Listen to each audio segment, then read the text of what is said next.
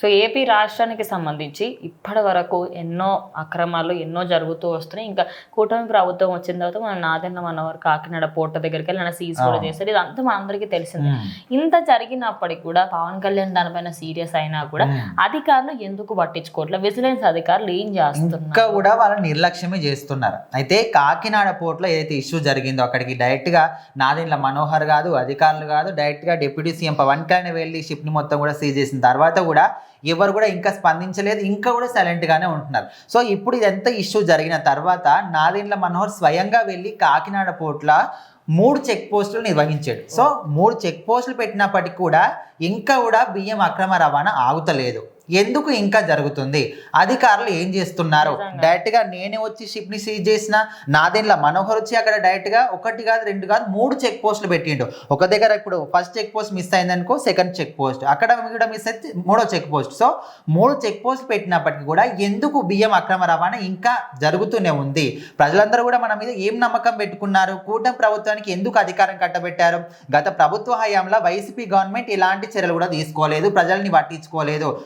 ఉచిత పథకాలని చెప్పేసి ప్రజల ధనాన్ని మొత్తాన్ని కూడా దుర్వినియోగం చేశారు తప్ప అసలు ఏ మాత్రం కూడా ప్రజల్ని పట్టించుకోలేదు. సో మరి మీరు ఎందుకు ఇట్లా చేస్తున్నారని ఇప్పటికీ ఇంకా చాలా సీరియస్ అవుతున్నారు పవన్ కళ్యాణ్. ఏపీ రాష్ట్రాన్ని అప్పుల పాలు చేసి ఇంత చేసిన తర్వాత కూడా ప్రజెంట్ ఎవరో కూడా దీని గురించి ఎందుకు పట్టించుకోవట్లేదు అసలు?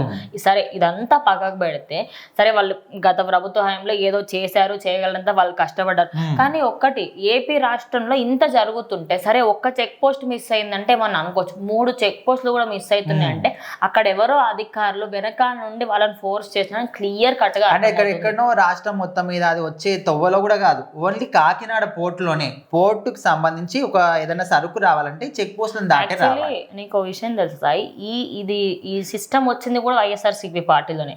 ఏదైనా ఎక్కువగా రవాణా ఏమైనా చేయాలంటే కాకినాడ పోర్ట్ నుంచి చేయాలి అని చెప్పేసి తీసుకొచ్చింది కూడా అప్పట్లో. అన్ని ఏవైతే పోర్టులు ఉన్నాయో అన్నిటి నుంచి రవాణా జరిగేదంట.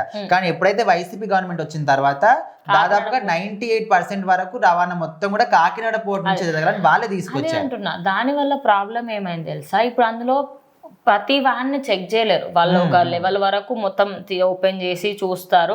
వీళ్ళు ఏం చేస్తారు ఎవరికి తెలుసు? ఏ డబ్బాలో పెట్టారో, పైన మొత్తం వేరేది పెట్టి కింద ఇంకా వేరేది పెట్టుండొచ్చు, పైన చాపలెట్ కింద బియ్యం పెట్టుండొచ్చు కదా, లేయర్స్ గా కూడా పెట్టుండొచ్చు. వాళ్ళకి ఎన్నో ఐడియాస్ ఉంటాయి వాళ్ళకంటూ.